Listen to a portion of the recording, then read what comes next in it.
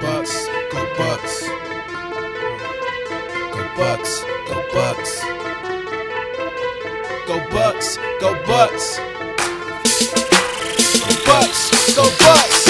First and goal, we gotta tough it out. Get in the end zone and call a hot route. O-line to beat, Mike bang the streak and have Humphreys run right underneath. You know it's Bucks ball, we got the hardest D. Bring the pressure to the QB, you know it's routine. We got Hardgreaves, welcome to Tampa, welcome to Germany. Go Bucks, go Bucks. Reppin' for my team. Go Bucks, go Bucks. You know we want the ring. Go Bucks, go Bucks. Welcome to the Bay. Go Bucks, go Bucks. Tune in with Buccaneer Blake. Doug's back, we can run and toss. Mike Evans looking like Randy Moss. And Jameis make the play after play. On the defense, you can't stop Levante. On my boy McCoy, who you can't avoid. At the Raymond James, you about to feel the pain. If you a Bucks fan, make a lot of noise. If you a Bucks fan, make a lot of noise. Go Bucks.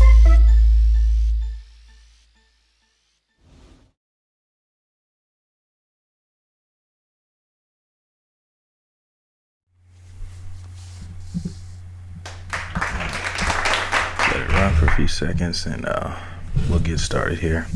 Hopefully I'm pretty loud this time so I can try to work on the volume situation here. Let's get it rolling. What's up, everybody? Welcome back to BUCnBLAKE Sports with your host, Mr. BUCnBLAKE himself. First thing in the morning. Usually time I got peace and quiet to do stuff and concentrate and get out my thoughts and questions to you guys and about what's going on with the Buccaneers so far in the off season. Granted, like I told you, it's really dry, and I don't know, it's hard to continually talk about certain things that we don't know that's going to come into fruition now or later. So let's just start off from the top. Winston's can't. Let me start off. Make sure you donate to Jameis Winston's Drink Forever Foundation. Guys doing great things in the community. Working with kids that are less fortunate and, you know, doing things in the community and stuff like that. And I'm trying my best to push that initiative. Good morning, Miss Liz. Liz Sanders. I'm trying to push that initiative and get people involved and stuff like that because it's good. There's a lot of kids I knew growing up as a kid myself, and I'm sure you know some, or your friends' kids and stuff like that, who don't have the opportunities to do things like that. And he's just doing numerous things in the community for less fortunate kids. And I'm just going to keep pushing it to you. I'm blue in the face. So let's move on. Winston's camp, as usual, every year is the same. Good morning, Liz. Happy to see you. I'm live, so you guys hear me going Q&A with people. Winston's camp, you got other players now showing up to the camp, getting in part of it. I wish they would do the same thing, you know, in their own town, or maybe they just don't know how to. You know, everybody can't be a teacher right off the bat. It's not easy to do, and sometimes you can piggyback off other people and vibe off their energy to drive your own initiative like that. You know, Winston seems, you know, I'm sure it was a little struggle at first, but now he's probably on the ground running, doing his thing now. Out there with the youth every year, coaching, playing one-on-one with them, getting involved with parents and stuff like that. And it's just the small things that impact people's lives. I know I've said this before with Deshaun Watson and the work done buying his mother a home, and then in return, Deshaun Watson helped other people out that were in need because he had a male figure that showed him how things should be like that. You should help out other people and stuff like that in situations and like that. Good morning, Mr. Eric. I know you're a Cowboy fan, but you can chime in anytime on stuff like this. I'm sure you watch ESPN and stuff, and you can chime in on topics. But yeah, he's just doing crazy good things for the community out here in Tampa Bay, and I just hope it keeps continuing. I hope other people tend to join in because this is what it's all about, is helping other people out in this world full of negativity and just things. But let's just keep it going. D-line. I know the defensive overhaul has came and gone. Well, not going to say gone, but it's here to stay. Do you think the defensive line should rely more on skills or experience? or maybe both. Because sometimes, we don't. We do have. We have 2 Super Bowl champions on our roster now: Bo Allen and God, I always drop off brain farts. Bo Allen and Vinny Curry. Both Super Bowl champions, and they're pretty familiar with each other, and it's great they can bring that energy over here. And ironically, they get to play their own team week 2. Vinny Curry is a guy I'm very familiar with my years spent in Philadelphia. I never was an Eagles fan, always a Bucks fan. And I think Vinny Curry brings attitude here, much like when we brought Chris Baker here with a negative energy, lazy work ethic. And Washington Redskins tried to tell us that. A couple of fans said that he was lazy, and I guess we had to figure out the hard way. Again, always trying to take another team's trash and try to turn it into treasure, but for us, it hasn't worked out too well, with free agents and, being desperate and trying to fill voids in the team and hopefully get something out of it. That's just been our way, and like I said, we got to create our own way with creating depth on the roster and flushing old players out and new players in, not just exactly old, but just keep the fluidness of talent coming in and out of this team, so we can consistently get after the quarterback and help the secondary on the back end. I don't think our secondary was really that bad. I just thought the rush was really that weak and exposed a lot of the inexperience in the secondary. So I think we should rely on both skill and experience with JPP now on the roster and Vinny Curry. They're not young guys. You got young Noah Spence coming back. I should have added him to the list. Noah Spence, he put up his weight to 257 now, and then from his weight when he slimmed down.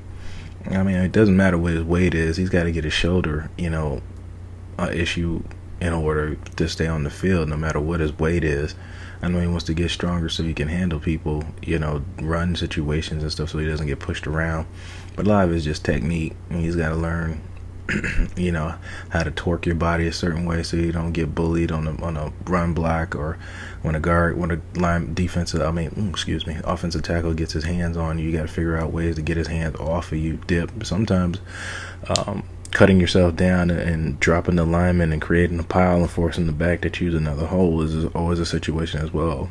It's just, you can call it defeat or admit a defeat is clogging up the hole so there's no running lanes for the back. But I think both will get us through the season. I think both will get us through this season coming up, both experience and skill. That's my opinion. What's yours? Hardgreaves. We didn't need to hear from Hardgreaves saying that he struggled. We all knew he was struggling this last season coming up. Well, this last season that passed. Like I told you, good teams don't make excuses. They get better and they get through it. Like I said, Florida has a lot of distractions. So I think not a lot of free agent presence, a lot of homegrown guys, not just Florida bred, but guys that were drafted here and been here and know how the things work around here, can teach you how not to get distracted and caught up in these situations. Good morning, Miss Connie. Thank you for joining the show the first thing in the morning. There's a lot of distractions here in Florida, in this Tampa Bay area. Me, I try to tell myself a lot fishing and exercising in the gym and things like that and playing sports. But this is their job, so most of the year you're going to be training. You got a facility to go to. Me, I have to pay to go to the gym, but they get to go to one for free as long as they're on a contract with the team.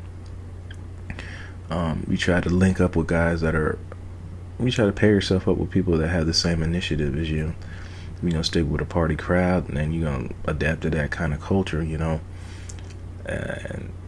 you should latch on to guys who are trying to be successful and move on to be better at their careers. And you can't be satisfied. I guess what I'm trying to say is you got to have a higher goal than just making the NFL. Your goal has got to be higher than that.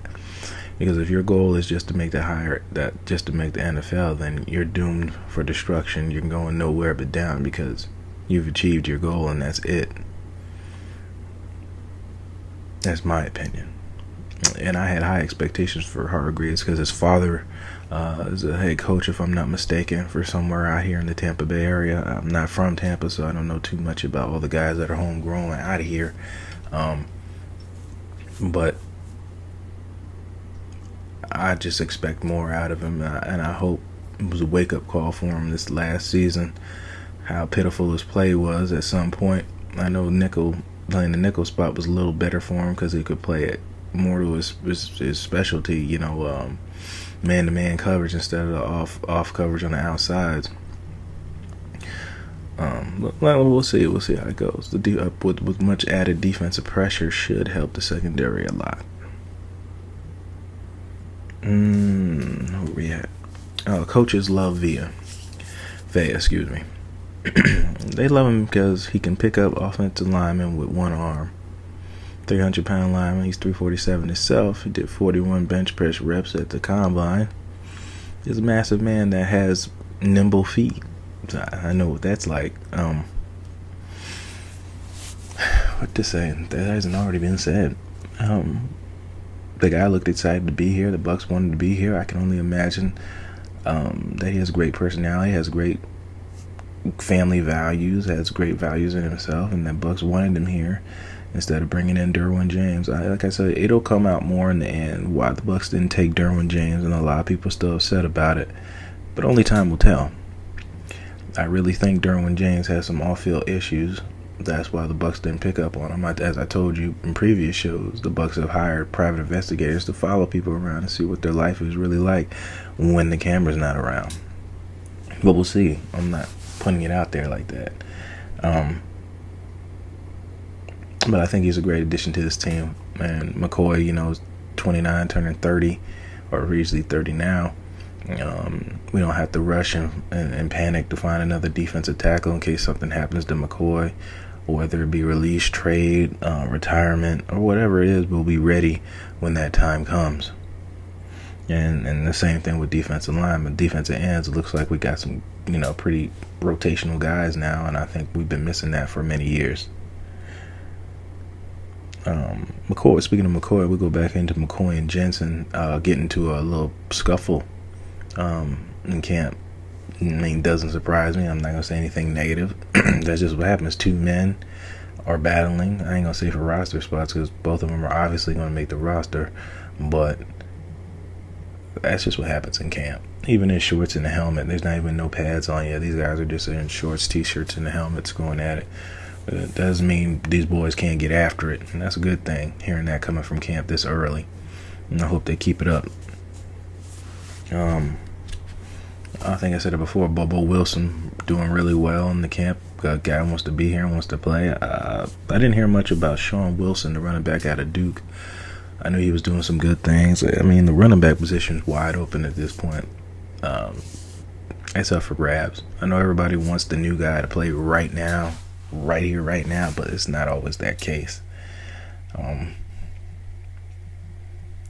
We just have to sit and wait for now. Like I told you, it's really hard for me to stretch out things. I hear articles, I read them, and I just try to bring it to you and see what you guys got to say about them. And I just try to make it as interesting as possible. I'm going to try to go live more now. I'm probably going to have to pick some more high drive times where you guys can interact and we can go back and forth with stuff too. A lot of times I'm recording, I'm not live, I'm just editing and posting it. But I'll get back to doing live stream shows and stuff where I can find time to do it and concentrate. As always, guys, sorry for it's pretty dry. There's not much happened within this week. Hopefully more will go on. I'm gonna probably put out more written articles, breaking down situations. Breaking down positions and see what you guys think about them. And as always, we'll end this as we always do. You're the master of everything. What you do with your life, what you do with it is entirely up to you. Thank you guys, as always, for sitting around, watching me, helping me out, giving me ideas and stuff like that. I appreciate it. I don't take offense to it. And I'll continue to try to get better. You're the master of everything. What you do with your life, what you do with it is up to you. Say you guys, and God bless, and fire those cannons.